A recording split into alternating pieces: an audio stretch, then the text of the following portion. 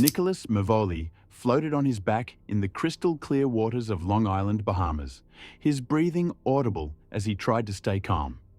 The countdown had begun. He was about to dive into Dean's blue hole, aiming to reach a depth of 72 meters on a single breath, without fins or supplemental oxygen. Carefully, he packed his lungs with air, preparing for the challenge ahead. At 12:25 p.m. on Sunday, surrounded by 15 other athletes, observers, and 5 safety divers, Mavoli submerged, face first, plunging like an arrow into the abyss. This was the beginning of what would tragically be his final dive. Vertical Blue officials, overseeing the prestigious free diving championship, monitored Mavoli's progress via sonar. All seemed to go well until he encountered difficulties at 68 meters, roughly 223 feet. It appeared he was turning back to the surface, but unexpectedly, he pushed down again, determined to reach his goal and secure his second American record. Fellow divers watched in growing unease, recognizing the risk. "Diving to that depth without fins is a hard, physical dive," said British record holder Mike Board. "I thought he's going to struggle getting back up." Despite the danger, Mavoli ascended on his own after a dive lasting 3 minutes and 38 seconds.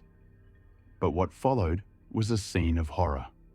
Upon surfacing, Mavoli ripped off his goggles, signaled OK, and attempted to confirm his success by saying the required words, "I am OK." However, his speech was slurred, and his eyes were wide and vacant. He tipped backward, unconscious, a frightening but not uncommon event in a sport where many top athletes have experienced brief blackouts. However, this time it was different.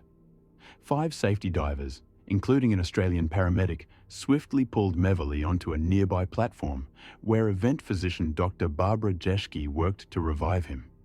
"There's a problem with his lung," shouted Marco Cosentino, one of the safety divers. As they turned Mavoli onto his side, blood spilled from his mouth and pooled on the platform before vanishing into the sea. Initially, Mavoli's pulse flickered between faint and strong, but within 15 minutes, it stopped. Rescue efforts, including 3 adrenaline injections, continued for 90 agonizing minutes, but they were in vain. Mavoli, a 32-year-old from Williamsburg, Brooklyn, was relatively new to the sport. In May, he had become the first American to dive 100 meters unassisted. Using a monofin, he had completed the dive in 3 minutes and 45 seconds, marking a significant achievement in a sport that had seen a surge in popularity worldwide, with free diving schools flourishing in places like Hawaii, Egypt, Indonesia, and the Bahamas. Vertical Blue, often referred to as the Wimbledon of free diving, takes place in the remarkable setting of Dean's Blue Hole, a 200-meter deep limestone pit, the world's deepest, set in a cove edged by cliffs and turquoise waters. This year's competition drew 34 athletes from 16 countries, who set 26 national records in the first 6 days alone. Mavoli was competing in the most challenging event, constant weight without fins, where divers descend and ascend without any propulsion aids. This followed a successful but turbulent competitive career that began just last year. He had already claimed titles at major events like Deja Blue in the Cayman Islands and Curacao, and placed 3rd in the Caribbean Cup in Roatan, Honduras. After a meteoric rise and a record-breaking spring, Mavoli arrived in the Bahamas determined to break another national record, this time in free immersion. However, his attempt on Friday fell short when he turned back at 80 meters and needed assistance to reach the surface. He emerged with blood in his mouth, frustrated and fearing he had burst his eardrum.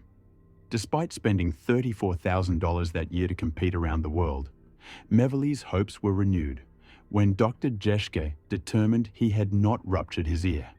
Instead, he was diagnosed with an upper respiratory squeeze, a common condition in the sport where pressure at depth causes capillaries to burst. Many athletes surface with bloodied noses or throats, but often they are cleared to dive again the next day. For Mavoli, Sunday's dive was meant to be a comeback. Instead, it was the last of his life. On Sunday, Nicholas Meverley was transported from the diving platform to the beach via a bodyboard and then placed into a Honda station wagon, which served as the event's makeshift ambulance. The vehicle took him on a 10-minute journey to the Vid Sims Memorial Health Center, a 2,000-square-foot clinic managed by American missionaries. Throughout the ride, members of the safety team, including leader Ren Chapman from Wilmington, NC, Australian paramedic Joe Knight, and fellow divers William Trubridge and Anna Jeschke, rotated performing CPR.